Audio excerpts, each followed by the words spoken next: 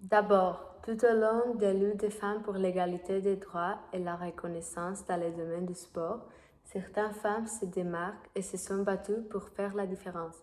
Qui sont les femmes qui ont osé? Aujourd'hui, les femmes ont non seulement réussi à s'intégrer dans le domaine du sport, mais elles ont également réussi à conquérir et à diriger divers sports en défiant les stéréotypes sociaux, alors que beaucoup continuent d'ignorer la lutte incessante des femmes pour la reconnaissance de leurs efforts pour l'égalité entre les deux races dans le domaine du sport. En 1967, Katrina Virginia Swisher est devenue la première femme à courir le marathon de Boston. Mais sa participation n'était pas très appréciée. À cause du marathon, le directeur de l'accord, John Sample, a attaqué la courageuse en essayant de lui retirer le numéro de son maillot et de la priver de sa participation. L'entraîneur de Swisher, Arnie Briggs, a tenté de protéger son athlète, mais Sapp va le buste et de les jambes au sol.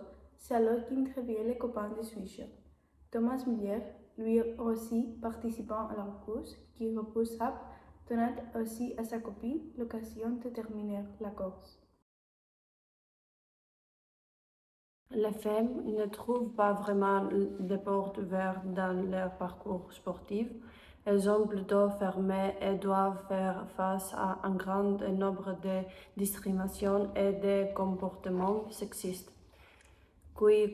Quiconque dit que les femmes ne sont pas aussi sportives que les hommes ne connaît évidemment pas les réalisations sportives incroyables qu'elles ont accomplies. Non seulement les femmes sont flexibles et fortes, mais elles ont réussi à battre des records, à faire des avancées et à atteindre les sommets. Nadia Comaneci de Roumanie est apparue sur les planchers de gymnastique aux Jeux olympiques de 1976, mais elle n'a pas attiré l'attention de beaucoup. Mais dès qu'elle a commencé sa musique, tous les yeux étaient sur elle. Elle a parfaitement maîtrisé les trucs les plus difficiles et a réussi à obtenir pour la première fois de l'histoire un score de 10, c'est-à-dire parfait. Nadia a gagné le concours et le cœur de tout. Dans les années 1980, il semblait que chaque fois que Florence Griffith Jr., connue sous le nom de Flageot, courait, elle battait un record du monde, mais elle était aussi connue pour son style que pour la vitesse.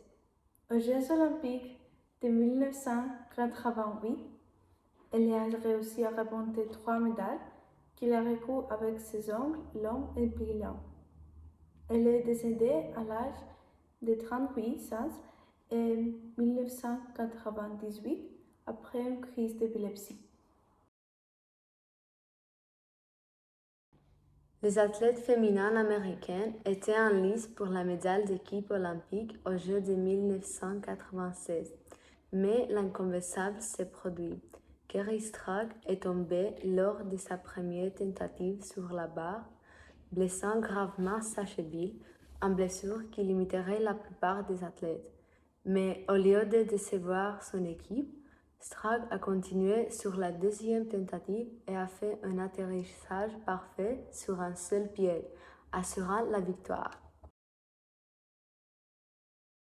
Léa Gouzinis est devenue la première femme entraîneur de la première division grecque de basketball.